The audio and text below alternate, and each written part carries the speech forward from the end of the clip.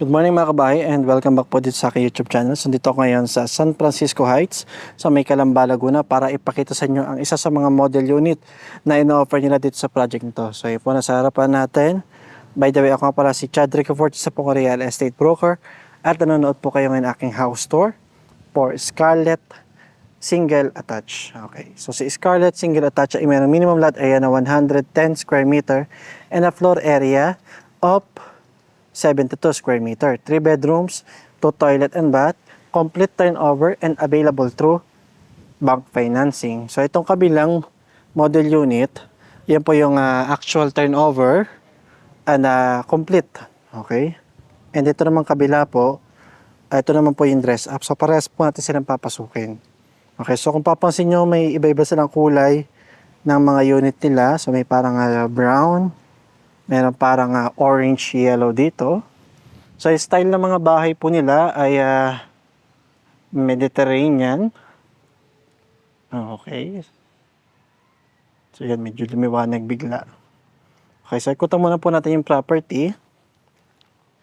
So dito sa side at saka sa harapan, may mga sliding window. Okay, so yan. And sa likodan, meron ka pang 2 meter na setback mula dito sa pintuan niya, palabas naman po dito, no? So, yan. Yung mga pintuan na ginamit nila, katulad nito, tsaka po yung sa main door, mga steel door po yan. May mga fire exit pa siya na nandito sa likod, ano? So, tingnan muna po natin. Pasok tayo sa main door. Na sana bukas. So, yan, bukas naman.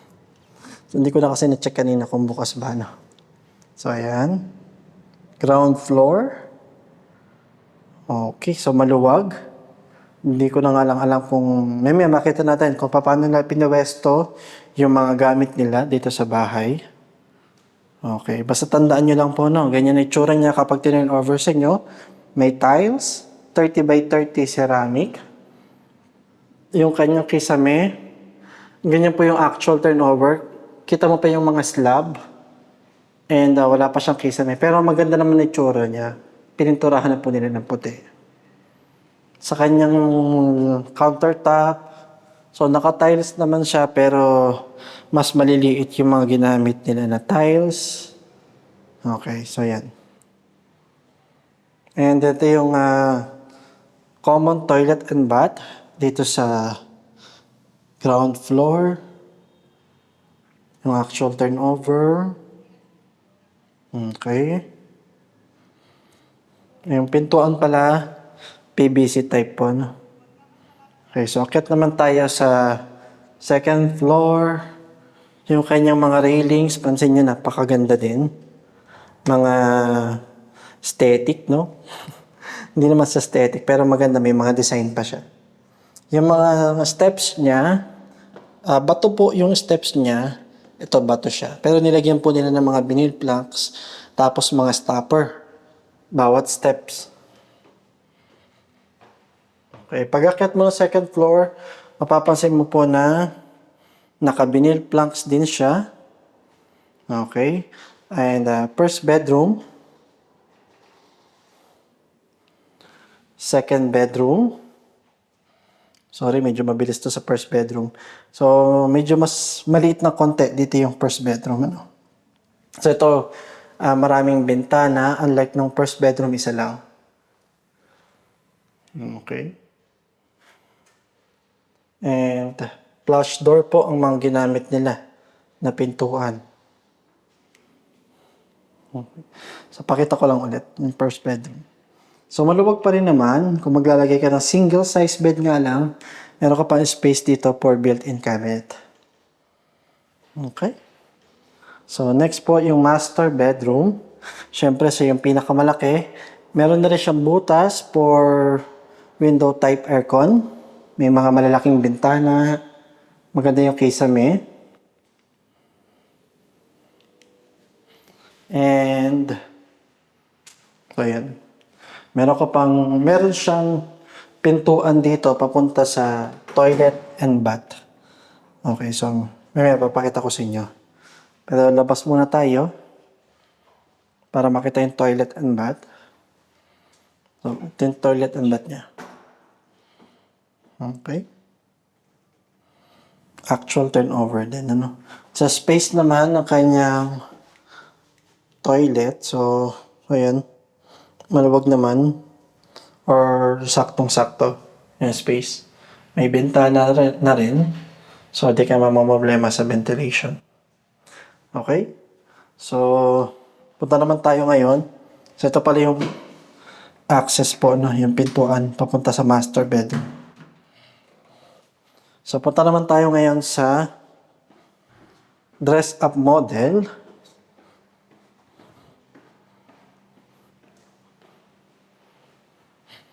So, okay. So, dito lang tayo dadaan sa likodan kasi yung doorknob niya sira. So, nakalock. So, dito tayo dadaan sa likodan. Okay.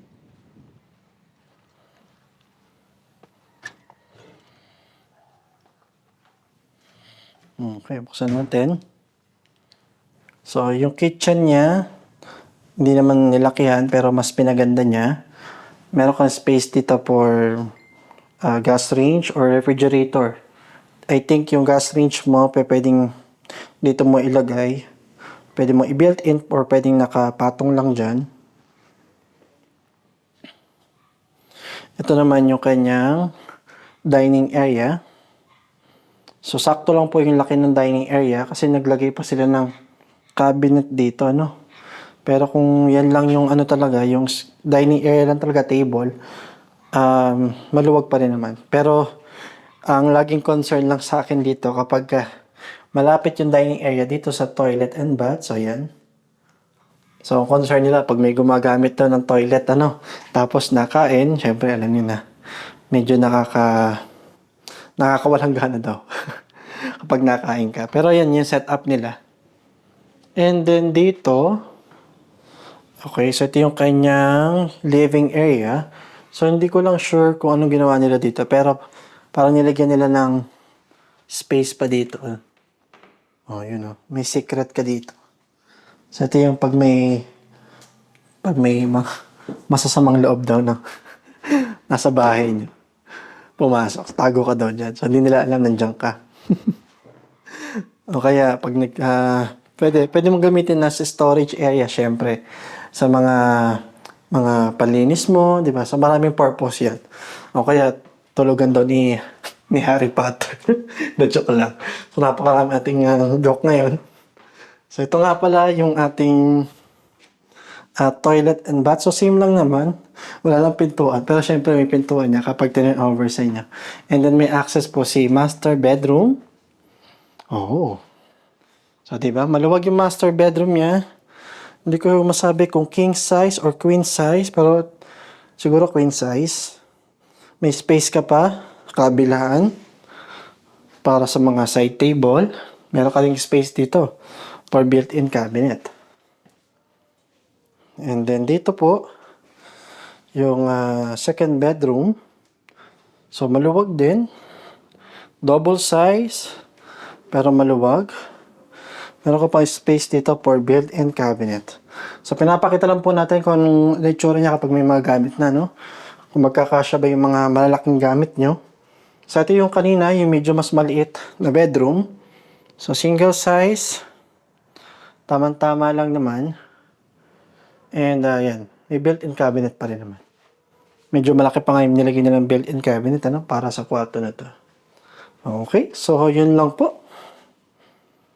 Kung gusto niyo po makita ang computation ng video to, please paki-check niyo po yung description. So, nag-iwan na po ako ng computation doon, ano? Tsaka yung aking contact details. So, sa mga amenities nila, magkakaroon daw po sila ng basketball court, clubhouse, swimming pool. Pero sa ngayon po, wala pa.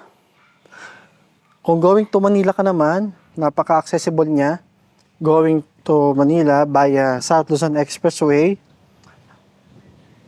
mag-exit ka po ng Mayapa. Okay? So, ayan po si Scarlett single attached. So, medyo maliwanag. Ano? Okay. So, kung nagustuhan niyo po ang video na to, please paki-share, paki-like at mag-subscribe na rin po kayo dito sa aking YouTube channel para ma-notify kayo mag may mga bagong videos. Sa mga project na in-offer ko, I think safe para sabihin na itong San Francisco Heights sa mga nag-over ng mga project or unit na medyo reasonable po ang price dito sa Calamba. So, hopefully, i-consider niyo po ito. Okay, so yun lang po. Kung gusto niyo po mag-reserve sa bawat property na in-offer ko, mag-reserve na kayo.